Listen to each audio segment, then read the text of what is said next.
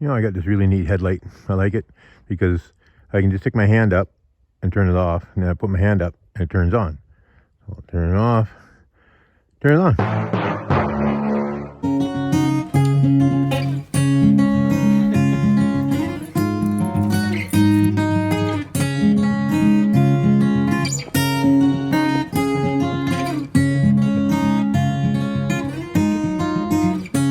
Here it is, was it 5 or 6 days out from the Canadian Death Race, and I'm going through some lists, and if you're like me, I got family and friends helping me out in the transition areas, so I'm making on some of the lists on transition between, you know, the 1 to 2 and the 2 to 3, because I'm not going to take, say, the poles, but I need on leg 1, but I'm going to need them on leg 2, so one of my notes is make sure I leave transition area 2 with poles, and also because it's so long, I'm going to have to make sure I got some more tailwind to mix along the way. So that's what I'm doing, making list, getting ready for the big day.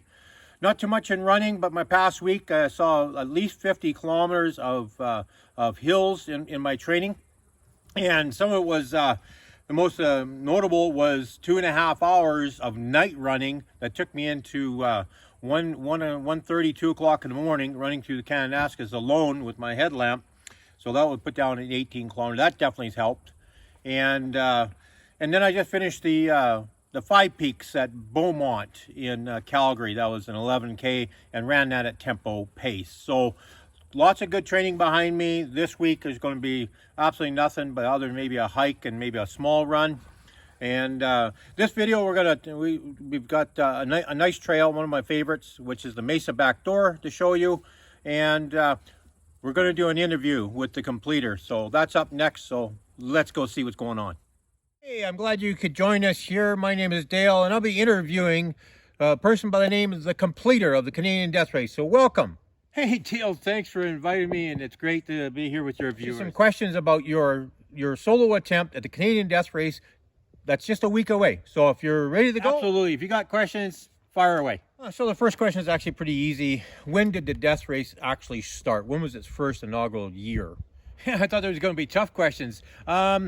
The Canadian Death Race started in 2000, year 2000. Dale Tuck started it, and part of it was to create tourism for the town of Grande. Sinister 7 took it over in 2017, and Dale Tuck handed it over to Brian Gallant at that time. Well, that's a lot of good information on how the Death Race actually started. Appreciate that. So how long is the Death Race actually in kilometers? How long is Canadian Death Race? That's kind of hard to nail down, but 118.2 to 125 really depends. It's broken into 5 independent legs of that 125, not equally. But the biggest problem is the 17,000 feet of elevation gain and loss in running the CDR. I think I was training in this. Let me change. Wow, that's a lot of up and down and broken into 5 legs. It's crazy. I guess I have to ask the question, and I'm sure the viewers want to know. Did anybody ever die on the Canadian Death Race? Has anybody? Yeah, that question comes up a lot. No, nobody's ever died doing the Canadian Death Race, even though the name is in it. At least up until now, there hasn't been any deaths on the Canadian Death Race. Well, I guess we better not start with one this year, right? All right. So what's unique about the Canadian Death Race? What's really unique about this long race that goes through the mountains? So what's unique about the Canadian Death Race? Well, first of all, the name death in a race. Who doesn't want to run a race that has death in its name? Well, no, I think what's really unique is you have to carry this coin. You can't lose it, and you need it to the 5th leg, the final leg, as you come to the Smoky River, and you have to pay the riverboat man to cross the river. If you don't have your coin, you don't cross the river. And it's like this. It's called the River Styx. And the boatmaster is Sharon. And it's taking from the dead and going to the living. So you have to have your coin to pay the toll to get across the river to go back to the living. And I'm going to tell you, at the end of leg 5, yeah, you feel like you're dead. Yeah, you want to go back to the living. So that's the unique thing about this race for sure. All right, completer, now you're carrying your coin. Everybody wants to know about the coin, but let's talk about the 5 legs that you're going to have to go through. So of them, which one is the longest? Well, the longest leg is by far Mount Hamell. Mount Hamell is 35 kilometers of happiness, and it's also got the most elevation, all the way up, all the way down, and that's why it's called the Hamell Assault. Sounds like Mount Hamell is as an assault, isn't it? The shortest leg, is there a short leg? Oh, sorry about that. The shortest leg is the first leg. It's about 16 kilometers, I think. Yeah, 16 kilometers. Leg 5 is a short leg too. I think it's about 18 kilometers. So here you got the first and the last leg of the shortest one, and guess where all the meat and potatoes are? Leg 2, leg 3, and leg 4. That's where it all happens. But the shortest one is leg 1. Enjoy it. Well, a bit of a controversy out there. Some of maybe the listeners want to know, are you going to use poles during the Canadian Death Race? Am I going to use poles at the Canadian Death Race? Well, of course I am.